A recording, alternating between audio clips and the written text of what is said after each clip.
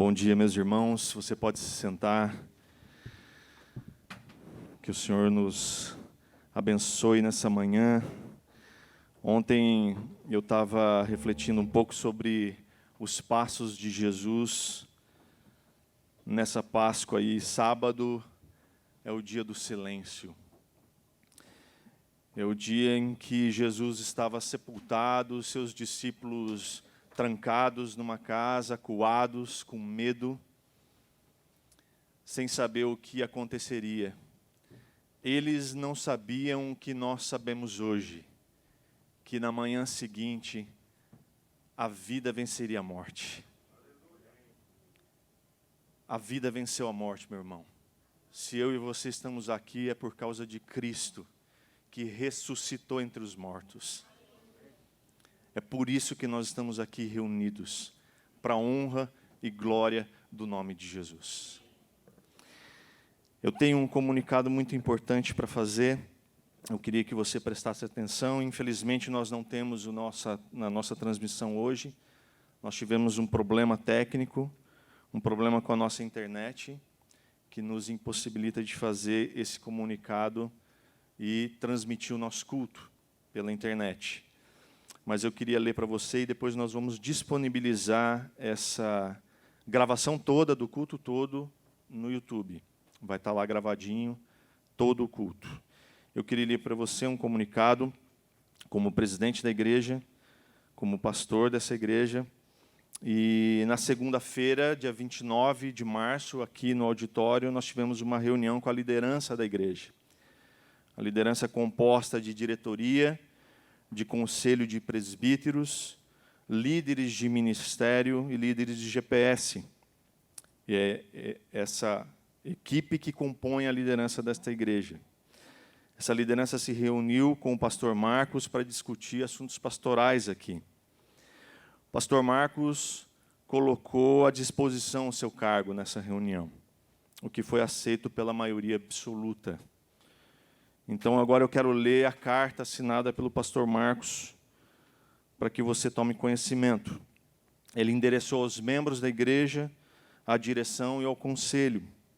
Diz assim: conforme já comuniquei na reunião realizada na data de 29 de março, segunda-feira, no auditório da cidade universitária, escrevo essa carta para comunicar formalmente o meu pedido de desligamento da função de pastor desta igreja.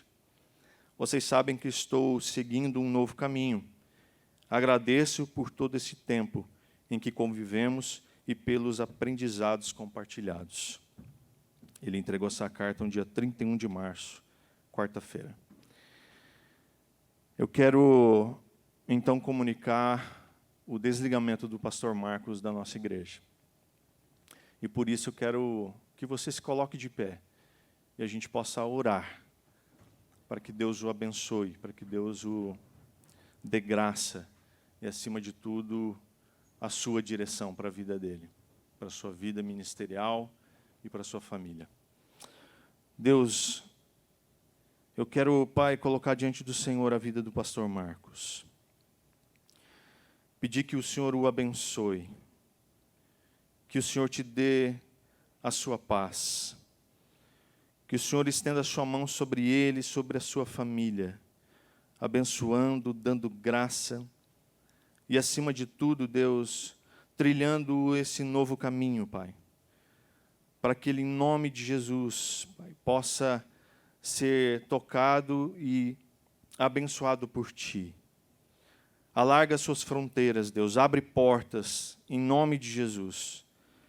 Nós pedimos, Deus, as suas mais ricas bênçãos sobre a vida dele e sua família. É para a honra e glória do Senhor que nós oramos. Amém, Senhor. Amém. Que Deus nos abençoe, que Deus abençoe a vida do pastor Marcos. Você pode se sentar. Eu queria chamar aqui nosso irmão Enoque. Se você ainda não conhece o Enoque é um grande amigo, inclusive do pastor Marcos, desde Gênesis. Desculpa, Enoque. Mais uma vez, né? E eu quero apresentar para você o Enoque e a Eliane, que estão com a gente já há um ano. Olha só, né? Mas é um ano atípico, né? Um ano estranho. Né? Talvez você não tenha visto ele muito por aí, mas é porque a gente vive esse tempo tão difícil. Né? Mas o Enoque é um irmão querido que tem nos ajudado muito nesse ano que ele está aqui. São pessoas de oração, são pessoas de Deus e são missionários de longa data. Talvez ele dê um resuminho aqui sobre a sua vida. Então, que Deus nos abençoe e fale conosco através da vida do Enoque. Ok. Obrigado. Bom dia a todos. Entrou o sinal. Essa coisa de dar resumo de 40 anos não é fácil. Eu não sei nem se vale a pena arriscar, né? Fazer isso. Até porque não é o nosso assunto hoje de manhã. Eu sempre, às vezes alguém pergunta alguma coisa, eu falo, tá bom, então, no final desse ano, 2021, então vamos completar 44 anos de casados e vamos completar depois 44 anos de ministério. E talvez um dos resumos seja esse. Nesse período todo, desde que nós casamos, nós nos mudamos 24 vezes. Então, se vocês acham que eu acostumei, não acostumei. Então a última foi aqui para Londrina, né? A última.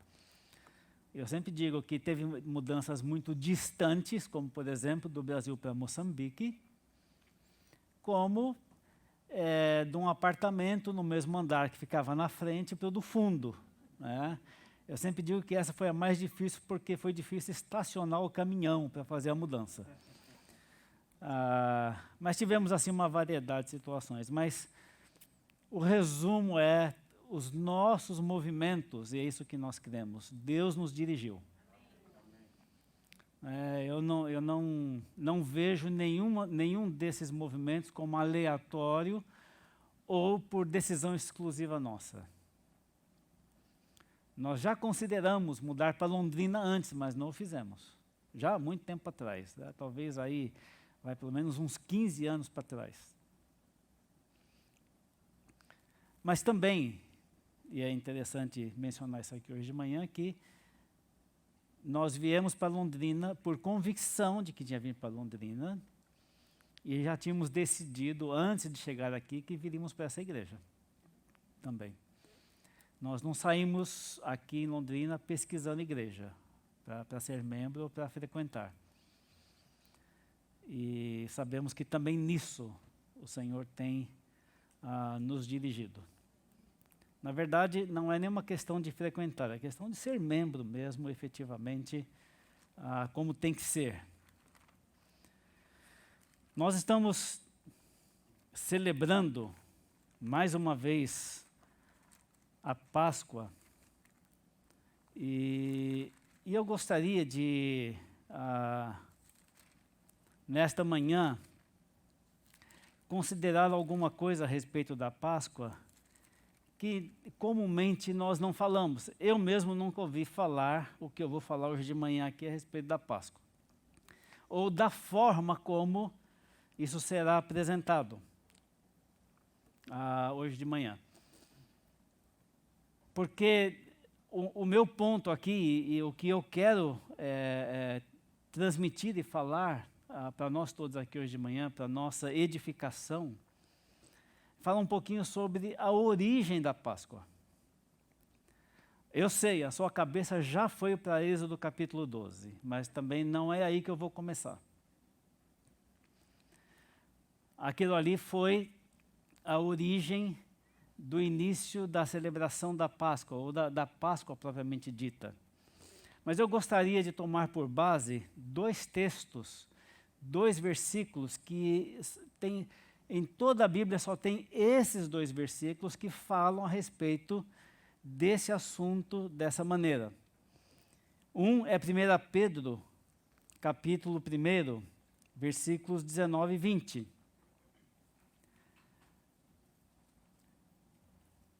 Que diz assim, Pedro vai falando a respeito da santificação, a respeito da nossa conversão, da nossa santificação, No versículo 16, ele repete um mandamento do Velho Testamento, sede santos porque eu sou santo. Ele repete exatamente aquilo que foi dito no Velho Testamento para alguns personagens, e ele vem discorrendo a respeito disso, e no versículo 19, quando ele fala a respeito da salvação, o custo da salvação, que ele diz no versículo 18, sabendo que não foi mediante coisas corruptíveis, como prata ou ouro, que fostes resgatados do vosso fútil procedimento, que vossos pais vos legaram, e nossos pais, meus pais, os seus pais, nos legaram. Isso aqui que ele está falando, uma vida de fútil procedimento. Nos legaram, esse é o nosso legado. Esse é o nosso legado para os nossos filhos. Mesmo convertidos, eles nascem com natureza pecaminosa e esse é o legado que eles têm. Mas ele diz, mas pelo precioso sangue. Então, o que é que realmente custou esse processo e essa transformação, essa coisa de poder obedecer o mandamento, ser de santos porque eu sou santo, mas pelo precioso sangue, como de cordeiro sem defeito e sem mácula, o sangue de Cristo. E aí veja então o versículo 20, conhecido com efeito antes da fundação do mundo, porém manifestado no fim dos tempos por amor de vós. Para Pedro, o fim dos tempos era quando ele viu todas aquelas coisas acontecerem. Aquilo não foi o fim dos tempos em termos apocalípticos, senão nós não estaríamos aqui. Mas foi o fim dos tempos dessa manifestação de Deus. Mas essa manifestação que ele está falando aqui, ele remete à eternidade. Quando ele diz antes da fundação do mundo, ele remete na nossa cabeça aqui, que a gente precisa de passado, presente, futuro, assim que nós vivemos, ele remete para o passado antes de Gênesis capítulo 1. Ele remete para lá. Outro versículo que fala a respeito disso, e são somente esses dois, como eu disse, está em Apocalipse capítulo 13, versículo 8. Num outro contexto, porque Pedro está falando sobre o assunto a respeito daqueles que creem. Veja, quando nós cremos em Cristo, a nossa fé é remetida para a eternidade. Não simplesmente para a concretização das coisas que Cristo realizou. E eu vou falar um pouquinho mais sobre isso já já. Mas veja o que diz Apocalipse 13, 8, já num outro contexto. Num contexto bastante difícil, que não aconteceu ainda. O versículo 7 diz, foi-lhe dado também, está falando da besta, o anticristo, foi-lhe dado também que pelejasse contra os santos e os vencesse. E vencer aqui não é dominar a fé e nem o pensamento deles, está falando a respeito de vencer em termos de prender, de matar, de exterminar. Deu-se-lhe ainda autoridade sobre cada tribo, povo, língua e nação. Isso ainda vai acontecer. E adorá-la-ão todos os que habitam sobre a terra, aqueles cujos nomes não foram escritos no livro da vida do Cordeiro que foi morto antes da fundação do mundo. Aí aqui, então, João, quando escreve a respeito disso, ele recebe essa revelação de que adorar a besta e rejeitar a Cristo é rejeitar a Cristo que foi, conforme ele diz aqui, imolado, morto, antes da fundação do mundo. Então, esses dois textos, de 1 Pedro 1, 19 e 20 e Apocalipse 13, 8, nos remete para antes de Gênesis, capítulo 1. Aquilo que os teólogos chamam de eternidade passada, mas isso só serve para nós. Para Deus não tem eternidade passada, nem eternidade presente, nem eternidade futura, porque isso simplesmente não existe em termos de eternidade. Mas nós precisamos. O que é que tem antes de Gênesis capítulo 1? Então veja só, quando ele remete e diz que, os dois textos que dizem que o cordeiro, veja, cordeiro, está falando de Páscoa, falamos de cordeiro. Cordeiro.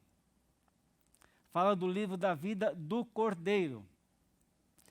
Então ele não está falando aqui, se referindo a Cristo, os dois textos, como um ser humano, mas está falando de cordeiro. E remete para lá. Ora, então vamos, se você se permitir, faça uma viagem mental para lá, né?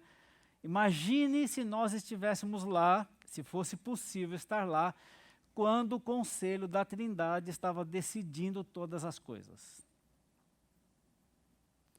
Houve um tempo na eternidade que Deus Pai, Deus Filho e Deus Espírito Santo, em conselho, decidiram fazer todas as coisas que nós conhecemos e as coisas que nós não conhecemos.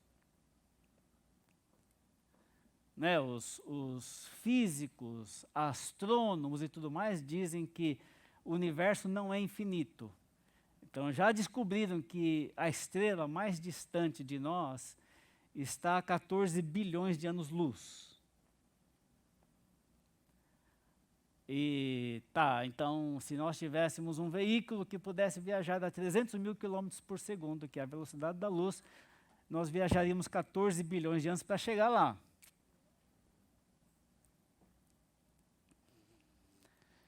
Quando ele está decidindo fazer todas as coisas em conselho, nesse contexto de decisões, também decide criar o nosso planeta.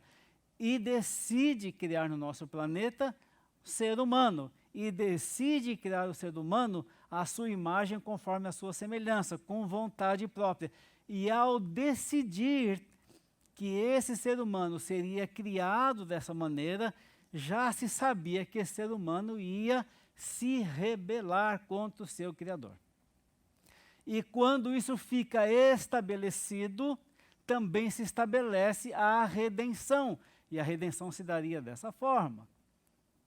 Veja, na eternidade, lá antes de Gênesis capítulo 1, quando as coisas foram decididas, não tinha encarnação, não tinha corpo, não tinha osso, não tinha carne, não tinha sangue.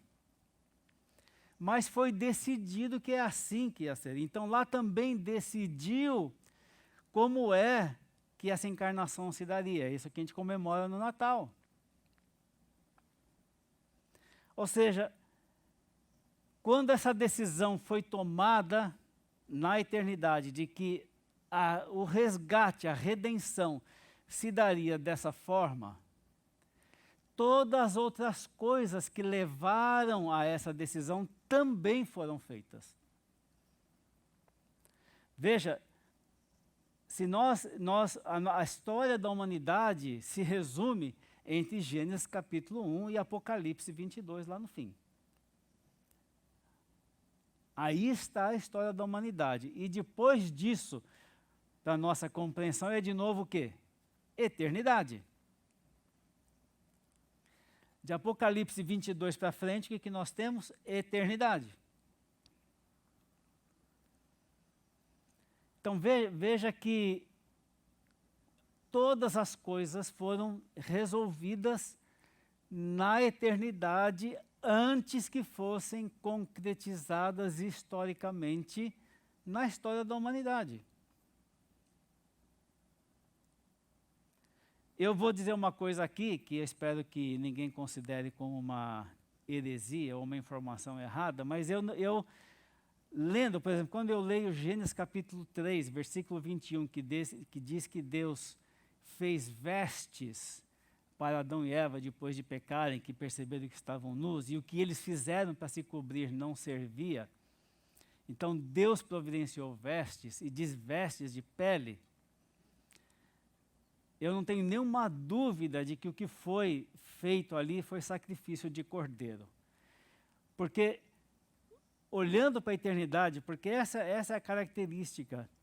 Quando Pedro escreve sobre isso, e quando João escreve sobre isso em Apocalipse, ele diz que foi morto, e usa o verbo então, esse particípio passado, dizendo como uma coisa realizada, ele está dizendo que a coisa foi realizada na eternidade. E quando as decisões são tomadas na eternidade, no conselho da Trindade, como é que tudo isso ia acontecer, lá, se nós pudéssemos ouvir, estou supondo eu, né? O que é que a conversa não é que o cordeiro será imolado quando entrar na história, mas o cordeiro lá foi imolado. Por quê? Porque uma vez decidido, realizado, mesmo que ainda não concretizado historicamente. Isso não ia mudar. Não ia mudar. Não ia mudar nenhuma vírgula disso aí. Então nós podemos, quando nós pensamos, por exemplo, na morte de Cristo, no amor de Cristo por nós, e nos remetemos para lá, a gente entende aonde é que o amor por Ele começou por nós.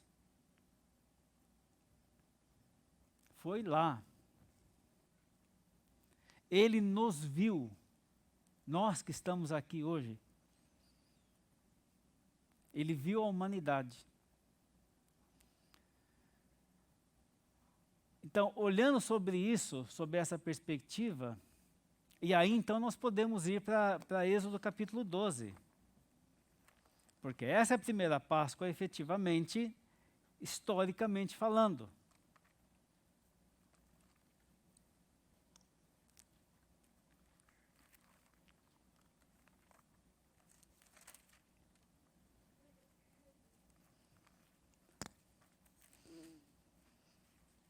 Ó, quem tem celular, está olhando a Bíblia no celular, não dá para escutar o barulho de virar a página, hein?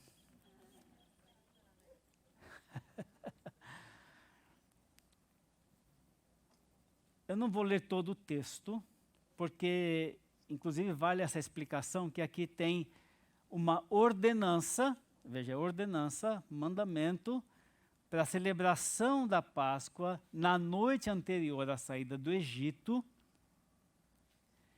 E depois tem informações como a Páscoa deveria ser celebrada depois, na sequência da história do povo de Israel. Então, pode ser meio confusa a leitura se a gente não tiver essa percepção que é isso que está aqui. Tem a Páscoa como deveria ser celebrada naquela noite e tem instruções de como a Páscoa deveria ser celebrada depois. Mas o que eu quero realmente dizer aqui, porque veja, depois, os primeiros versículos, diz o Senhor a Moisés e a Arão na terra do Egito: este mês vos será o principal dos meses, será o primeiro mês do ano. E de fato, até hoje, esse mês aqui, chamado inicialmente de Abib, e depois, na época do cativeiro babilônico, chamado de Nissan, e é assim chamado até hoje, o mês de Nissan, no calendário judaico hebreu, esse é o primeiro mês do ano, conforme os judeus contam o tempo, que cai exatamente parte de março e parte de abril no nosso calendário. Tem muita gente, e às vezes até entre nós, eu não sei aqui, que acha que, por exemplo, que a Páscoa se dá 40 dias após o Carnaval. Não é. É o Carnaval que acontece 40 dias antes da Páscoa.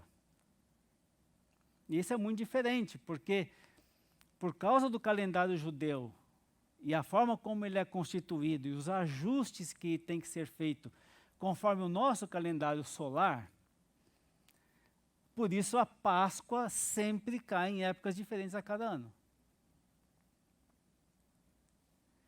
E aí, então, o calendário é feito assim. A Páscoa fica definida que vai cair tal dia, geralmente no mês de abril, em alguma época no mês de abril, às vezes mais para frente, às vezes mais para trás, como agora, que caiu bem no começo. E aí, então, o carnaval é definido 40 dias antes. Mas o que eu quero relatar aqui é que o cordeiro, veja, essa figura do cordeiro imolado antes da fundação do mundo, eu imagino que um cordeiro real foi imolado para suprir a necessidade de Adão e Eva, e que depois nós achamos Abel sacrificando o quê? Cordeiro. Onde Abel tirou essa informação? Tinha informação, não tem uma revelação explícita na Bíblia, mas ele sacrifica cordeiro e o sacrifício dele é aceito por causa disso. E nós temos assim algumas figuras, mas quando o povo de Israel está para sair do Egito, para se transformar numa nação, de onde Cristo nasceria no futuro, se estabelece a Páscoa. O que é que Deus está fazendo aqui? Ele está colocando no calendário humano a celebração da Páscoa por um cordeiro, já prefigurando, primeiro refletindo o que foi decidido na eternidade. Então, o que foi decidido na eternidade entra no calendário aqui.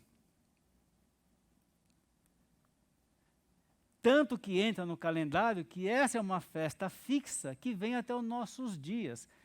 Quer dizer, hoje nós chamamos a Páscoa, o que nós estamos celebrando, de uma Páscoa cristã, digamos assim, mas também é a Páscoa judaica, hoje, nesses dias.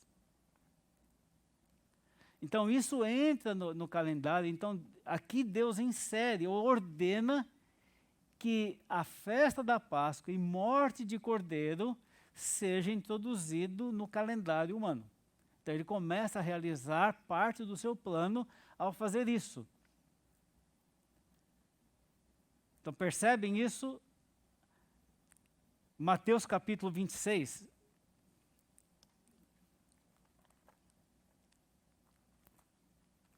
Em Mateus capítulo 26, já desses textos relacionados, em Mateus capítulo 26 aí dá parte do relato do que acontece na festa da Páscoa.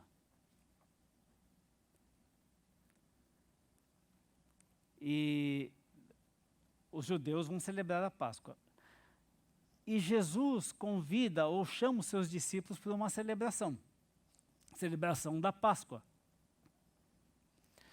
Então ele está o quê? Obedecendo o calendário. Veja, Jesus, o Cordeiro, porque ele fala a respeito disso. João Batista, quando vê Jesus a primeira vez, o que ele fala de Cristo?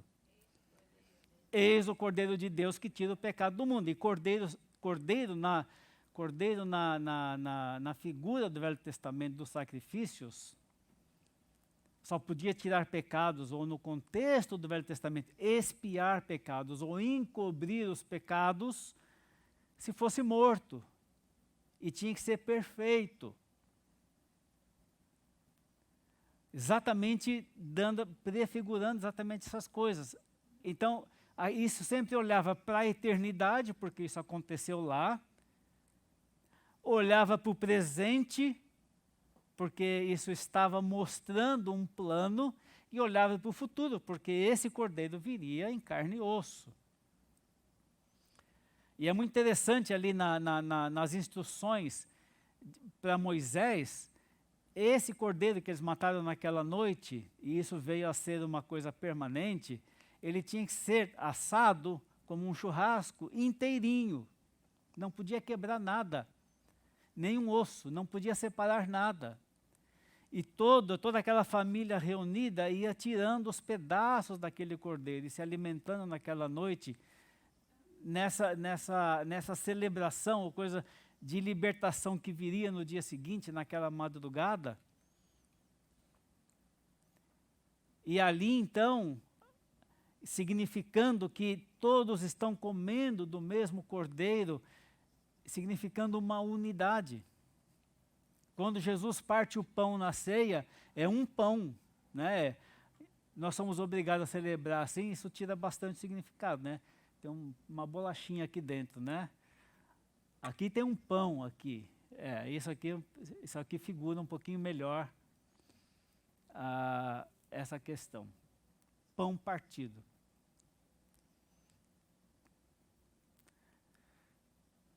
Então, quando Jesus celebra a Páscoa com os discípulos, ele celebra na quinta-feira, porque ele morre na sexta-feira. E pessoas que tinham que celebrar a Páscoa fora do período, não poderiam e não tinha como matar um cordeiro. Porque o cordeiro tinha que ser morto e sacrificado no lugar próprio, estabelecido no templo, lá no lugar de sacrifício, pelos sacerdotes. Então, Cristo celebra a Páscoa com seus discípulos com pão, sem fermento, com ervas amargas, e não sei se tinha mais alguma coisa, mas cordeiro não tinha, porque não podia sacrificar. E isso é muito característico. E qual é a razão que ele faz isso nessa oportunidade? Ele é o cordeiro, no outro dia ele se oferece para o sacrifício. No dia subsequente, ele é o cordeiro que será oferecido definitivamente pelos pecados do mundo. E cumpre a palavra de João Batista: eis o Cordeiro de Deus que tira o pecado do mundo. E lá no fim, quase no fim da história humana, em Apocalipse, olha para esse fato e está chamando o quê? De Cordeiro.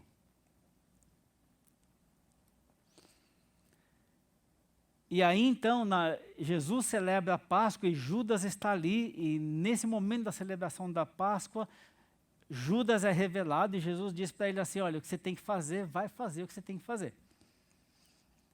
E depois que Judas faz, que Jesus estabelece a celebração da ceia, dos versículos 26 até o 30, desse mesmo texto, no meio da refeição, ou no final da refeição, antes que eles saíssem para o jardim do Getsemane, Jesus institui a ceia, que é o que nós vamos celebrar hoje aqui, muito característico, porque, veja bem, na história, o que é que acontece na história? Depois da morte de Cristo, uns 30 e poucos anos depois que todos esses fatos aconteceram, os romanos finalmente invadiram Jerusalém e destruíram tudo, inclusive o templo dos judeus.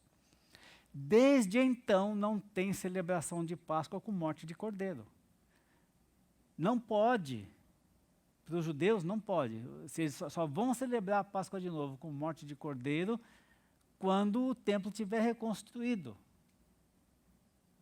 Então, eles celebram a Páscoa com pão sem fermento, com ervas amargas, lombos cingidos, como quem vai sair, como eles tiveram que sair do Egito naquela madrugada, mas sem cordeiro, sem carne. E isso é muito característico, e eu diria assim, é exatamente para mostrar, historicamente falando, que o sacrifício de Cristo é definitivo. Ele é o Cordeiro de Deus que tira o pecado do mundo, e ele foi oferecido, conforme nós achamos no livro de Hebreus, de uma vez por todas, sem que seja necessário nenhum outro tipo de sacrifício.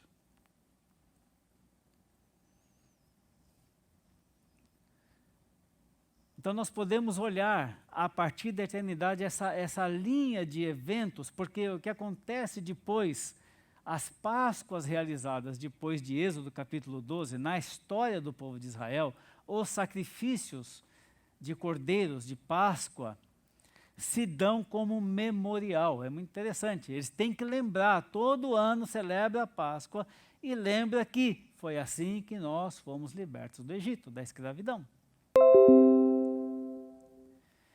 Aí, quando Jesus se oferece, veja, ele foi preso e tudo mais, e às vezes a gente vê essas cenas, a gente fica comovido pelo sofrimento dele, e realmente é comovente, é emocionante, mas era assim que tinha que ser feito. E tinha que ser injusto. Ah, coitado de Jesus, foi julgado e condenado e crucificado. É lógico que ainda bem que foi injustamente. Não tinha pecado nenhum, nenhuma culpa. Tinha que ser assim.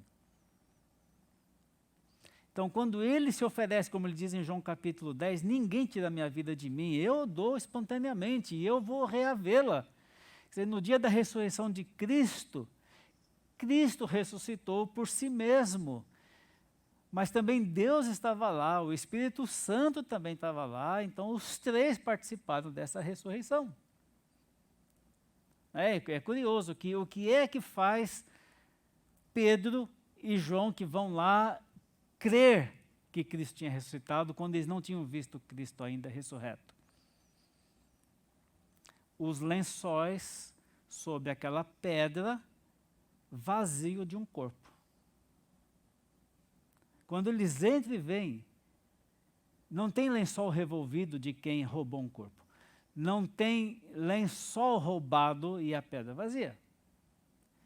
Ele tem um invólucro, não era ainda embalsamamento, né? Ele mantém um invólucro de um lençol, de um pano, que envolveu o corpo de Jesus, e o lenço que estava sobre a sua cabeça dobrado, colocado ali. E o lençol, e esse invólucro vazio de corpo. A gente sempre diz isso, e é bom a gente lembrar. A pedra foi removida pelos anjos, não para Jesus sair, mas para que os discípulos pudessem entrar e ver. Eles tinham que entrar e ver. Isso aí. Para não pensar, e mais que o que eu estou vendo aqui é um espírito, um fantasma, o que quer que seja. Uma visão, alguma coisa do tipo.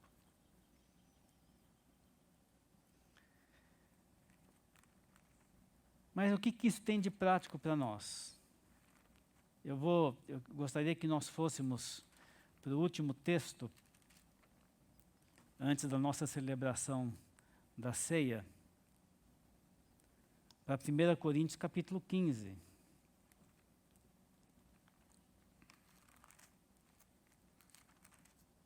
Primeira Coríntios capítulo 15, ele é todo dedicado por Paulo a falar da ressurreição dos mortos. E o argumento dele para dizer que nós vamos ressuscitar é a ressurreição de Cristo.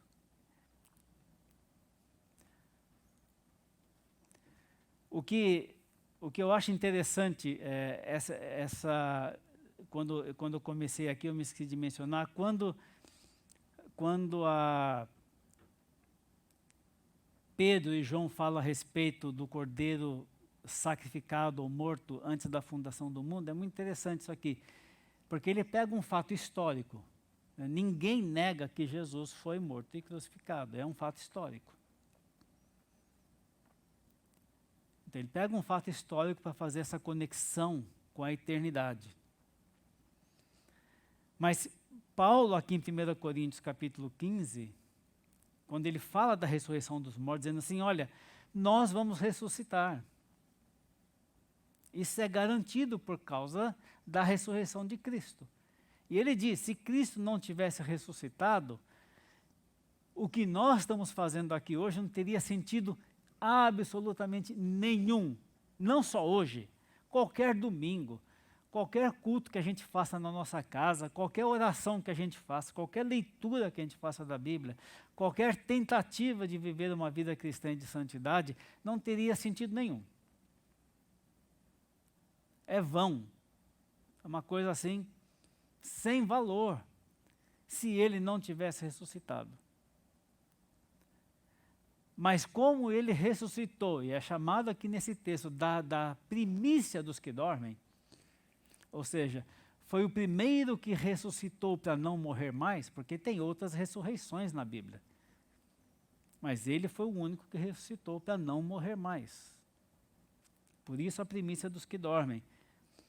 Então, quando Paulo traz esse ensinamento sobre a ressurreição, ele conclui, lá no final do texto, ele diz, no versículo 57, graças a Deus, que nos dá a vitória por intermédio de nosso Senhor Jesus Cristo. Ele ressuscitou. Ele é capaz de nos dar a vitória. E a conclusão dele é, portanto, meus amados irmãos, sede firmes, inabaláveis e sempre abundantes na obra do Senhor, sabendo que no Senhor o vosso trabalho não é vão. É mais ou menos assim, gente, a ressurreição está garantida, o grande prêmio final da vida cristã é a ressurreição dos mortos. Isso está garantido. Então vamos trabalhar. Vamos trabalhar. E Paulo diz aqui nesse texto, cara, eu enfrentei feras por aí afora, na minha vida, no meu ministério. Se não tivesse ressurreição, isso foi uma bobagem muito grande. Foi gastar a vida sem sentido. Mas já que é verdade a ressurreição, porque Cristo ressuscitou, e já que é verdade que nós também vamos ressuscitar a ressurreição dos justos, então vamos obedecer essa palavra que ele diz aqui, no final. Sede firmes, inabaláveis. Fiquem firmes na sua fé. Não desistam por coisa nenhuma, por questão nenhuma. Sejam abundantes na obra do Senhor. Produzam para Deus. Façam a obra de Deus. E todos nós que estamos aqui temos obra de Deus para fazer. Porque no Senhor o nosso trabalho não é vão por causa da ressurreição.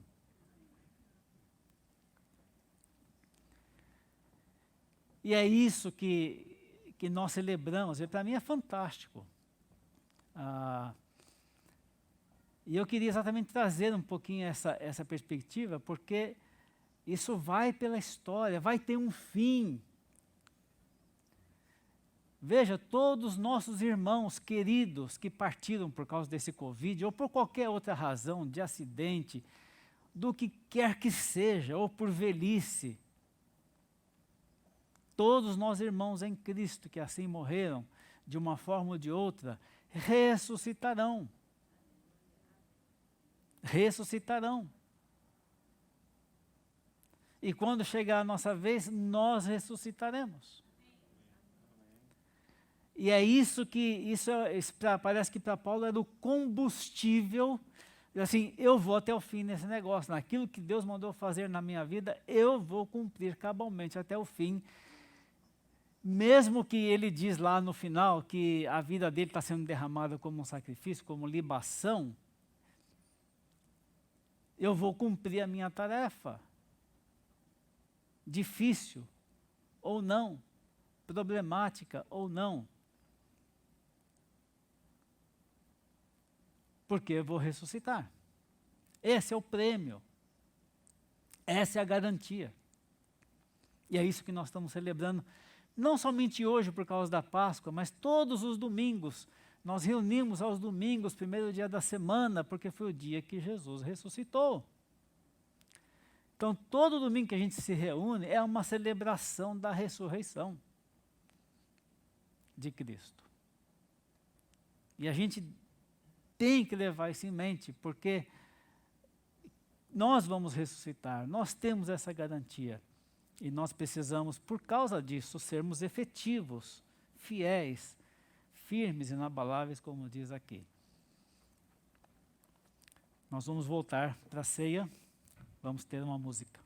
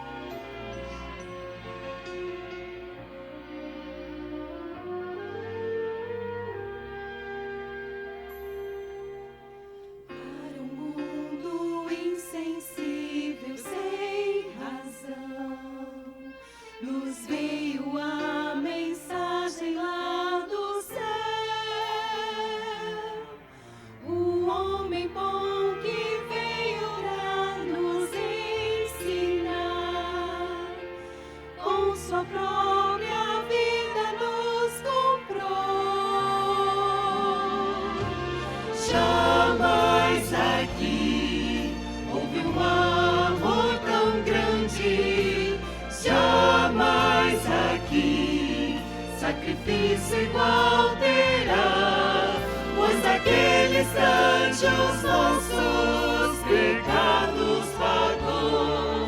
Tão grande amor Jamais existiu e nem haverá.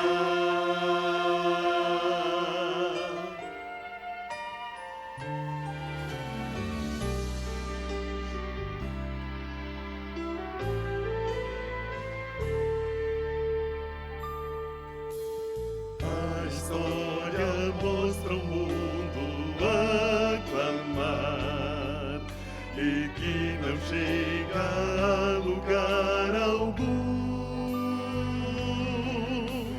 Reinos se levantam, mas não vão resistir, pois somente Jesus Cristo reinará. jamais aqui houve um amor tão grande, jamais aqui sacrifício igual terá, pois naquele instante os nossos pecados pagou. Tão grande amor Jamais existiu e nem haverá. é nossa direção e Deus vida assim, por seu sacrifício de amor.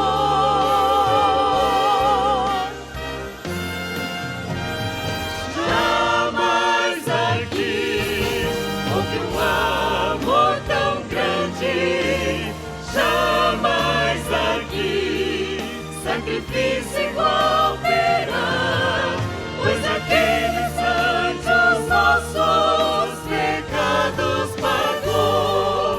Tão grande amor Jamais existiu e nem haverá. Tão grande amor jamais existiu,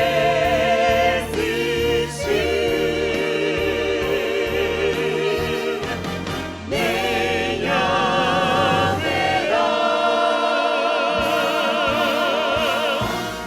Tão grande amor.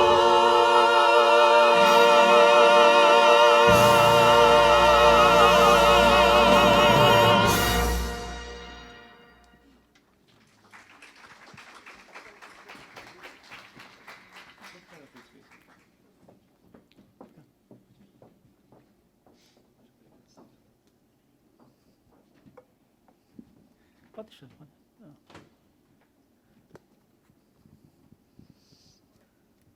O bom é que eu vou ficar bem acompanhado aqui. Já não fico sozinho.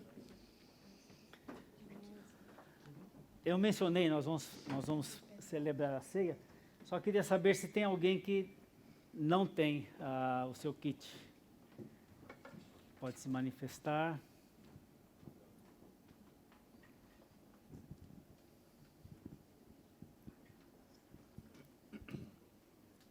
Toda a história, isso que nós falamos resumidamente aqui, mostra um fato importante. Jesus precisava morrer na celebração da Páscoa. Tinha que ser aí. Porque ele é o Cordeiro. Se você ler com cuidado os relatos do Evangelho, a gente vai descobrir algumas vezes que tentaram matar Jesus antes. Satanás propôs que ele se atirasse do pináculo do templo. Ele estava na terra dele, acho que em Nazaré, estava ali falando com as pessoas, perto de um barranco, queria empurrar o barranco abaixo. E essa coisa de que vamos pegar e matar, e mandava soldado no templo para prender Jesus, aconteceu muitas vezes. Mas quando chega a Páscoa, o relato diz que os sacerdotes e esse pessoal aí, líderes religiosos, não queriam que ele fosse preso e morto na Páscoa. queriam evitar confusão na Páscoa. Mas tinha que ser na Páscoa. E como a Páscoa para os judeus se tornou um memorial, a ceia para nós se torna um memorial. E aqui Mateus 26, a partir do versículo 26, diz assim: enquanto comiam, tomou Jesus um pão e abençoando, partiu. É um pão. Ele agradece, ele abençoa esse pão. Parte, já não, com Jesus são 12, Judas já tinha saído. Dá aos discípulos dizendo: tomai e comei, isto é o meu corpo. É muito interessante isso aqui. A gente come do mesmo pão e isso traz unidade, porque é do mesmo pão que nós estamos nos alimentando ou participando. A seguir tomou um cálice e, tendo dado graças, o deu aos discípulos, dizendo: bebei dele todos. Aí a gente já sabe, era um cálice único para todos. Porque isto é o meu sangue, o sangue da nova aliança, derramado em favor de muitos, para a remissão de pecados. E digo-vos que desde essa hora em diante não beberei deste fruto da videira, ele falou que ele não beberá, até aquele dia em que eu hei de beber novo convosco no reino de meu Pai. Vai ter uma grande ceia um dia. Amém. E não seremos nós somente, né? Todos os salvos por todas as eras e tudo mais vão estar participando desse momento. Então eu queria convidá-los a tomar o seu kit.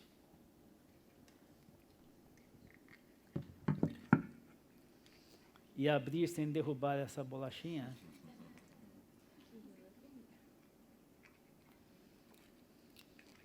Eu sempre digo isso porque eu quase sempre faço isso. De vez.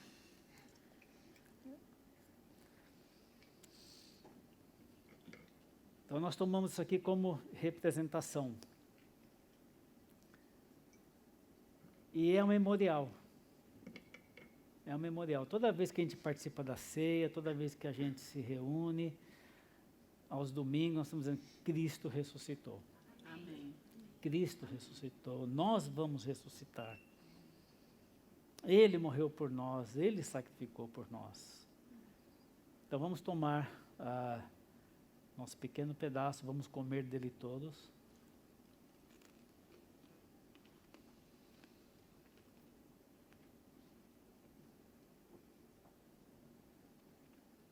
Vamos tomar os nossos cálices, que representa o sangue de Cristo derramado por nós.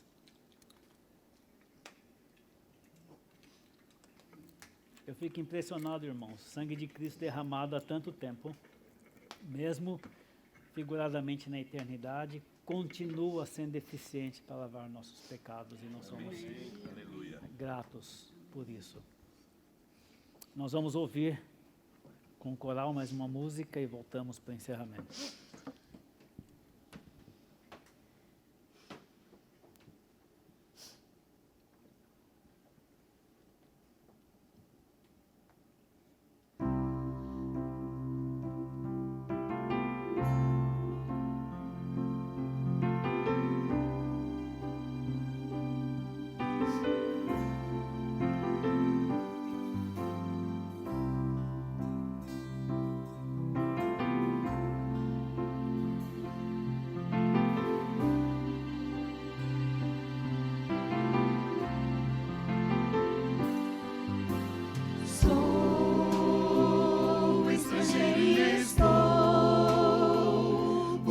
De passagem, onde estou do meu lar. Sei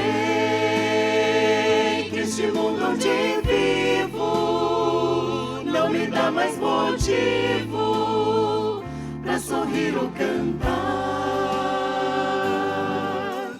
Mas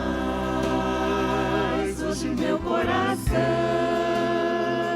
quer cantar, pois em breve voltarei pro meu lar.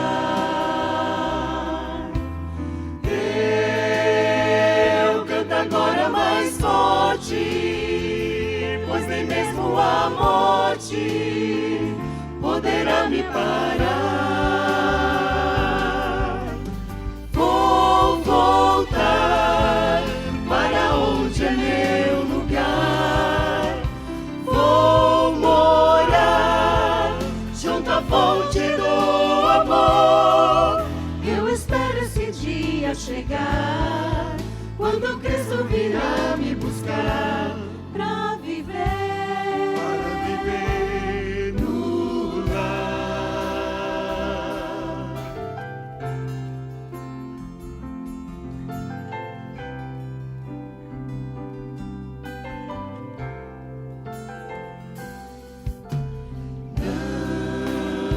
Não mais tristeza nem dor, sofrimento e angústia viverão nesse lar. Só louvor e alegria, só paz e harmonia poderão lá entrar.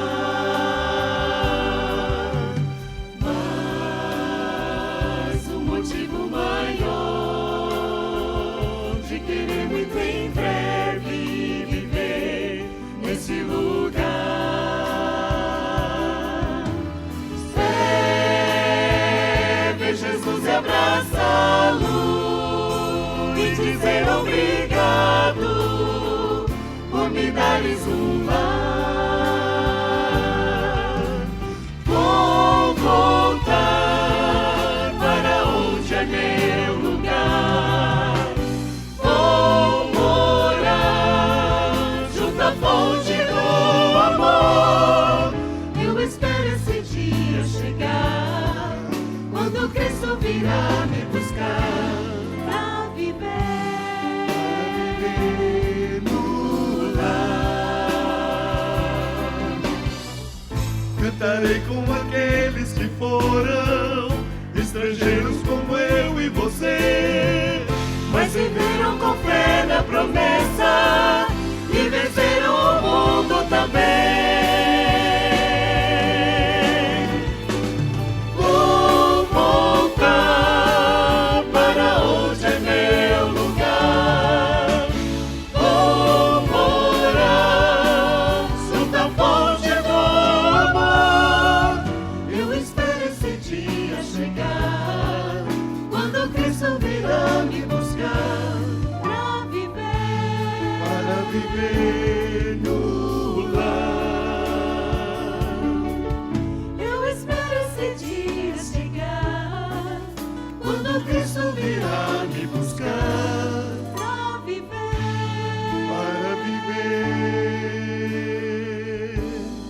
no lar.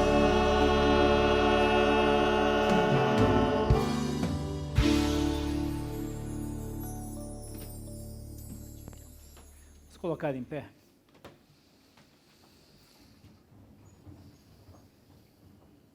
Vamos orar.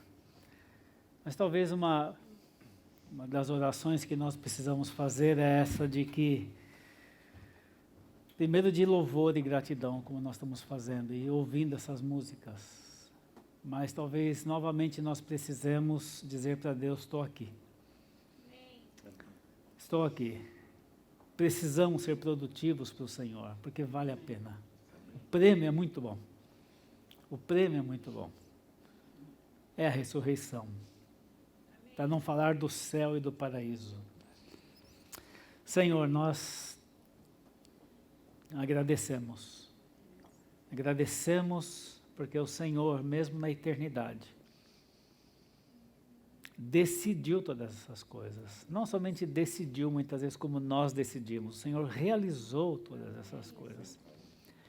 E não há nada que o Senhor tenha dito que vai fazer, que o Senhor não fará. E que o fará na nossa história como o Senhor quiser. Que é sempre o melhor. Por isso, reunidos aqui, nós louvamos, adoramos o Teu nome. Louvamos, adoramos o nome de Cristo. Esse Cordeiro que desde a eternidade aceitou essa responsabilidade de realizar todas essas coisas. e depois sofreu na sua própria carne todas essas coisas. Somos gratos a Ti, porque isso nos dá esperança. Em meio a esse tempo de sombra de morte que muita gente vive, que nós vivemos, o Senhor é vida. E o Senhor nos ressuscitará no último dia. Não importa como nós vamos passar, mas o Senhor nos ressuscitará. Por isso, juntos nós rogamos também, nesta manhã, como Teu corpo, como igreja do Senhor aqui neste lugar, nos torne produtivos, nos torne pessoas úteis, firmes, inabaláveis, como nós ouvimos aqui, abundantes na Tua obra. Nos ajude, Senhor, a realizar a obra que o Senhor tem para cada um de nós e como igreja Tua. E agora que a graça de nosso Pai, o amor de Jesus Cristo, a comunhão do Espírito Santo esteja com todos vós, hoje e para sempre. Amém.